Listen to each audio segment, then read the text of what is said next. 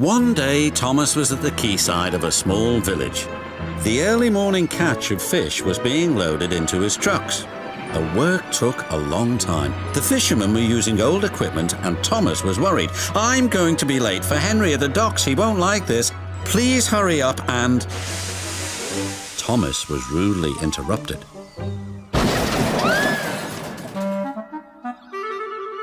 His driver and fireman laughed. "Phew," sniffed Thomas. "What a pong!" He was glad when they were speeding along the beautiful coastal run.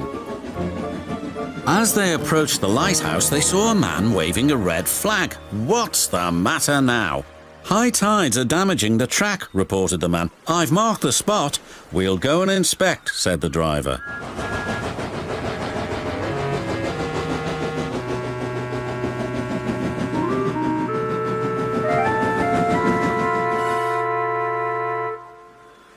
"It would be dangerous for heavy engines like Henry," agreed the driver, "but for Thomas it's safe enough." The guard left a red oil lamp by the damaged track to warn engines. "When we get to the docks, I'll tell them to close the line."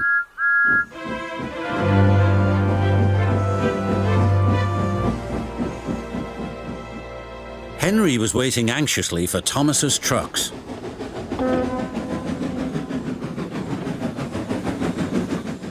"Why, you're late and that smell is making me ill." "I can't help it, it's the fish," replied Thomas. "And there's danger on the rails, that's why we're late." "Huh, you're the only danger on the rails, Thomas. Now stop wasting time and get your trucks hitched to my train." Thomas's driver and fireman were in the yardmaster's office when they heard Henry's whistle. There he was, steaming out of the station with his long, heavy train called the Flying Kipper. "What route is Henry taking tonight?" asked the driver. "The coastal run, it's the quickest." "But I told you, that's dangerous for a big engine like Henry." The yardmaster quickly phoned the signalman. Henry roared past the signal box. "I'll soon make up for lost time."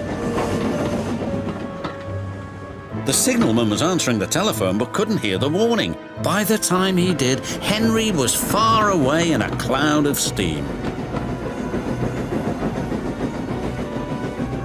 But when Henry reached the coastal track, his hopes for a fast run were dashed. Fog floated everywhere. "I can't see," cried Henry. Nor could his driver.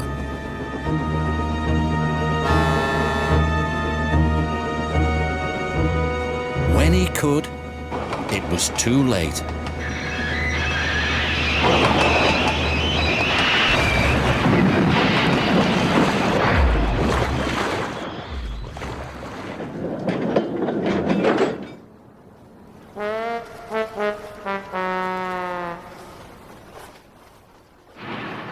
As soon as the tide was high enough, Henry was craned out of the water.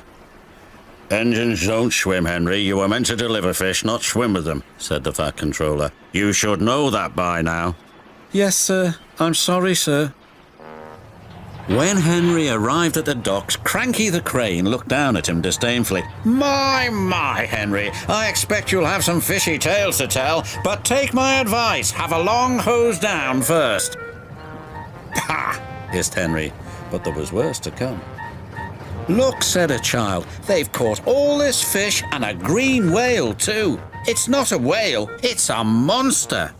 Henry was most upset. Thomas now felt sorry for Henry. "Come on, your driver says it's time for a nice hot washdown. Then you'll feel much better." And Henry did.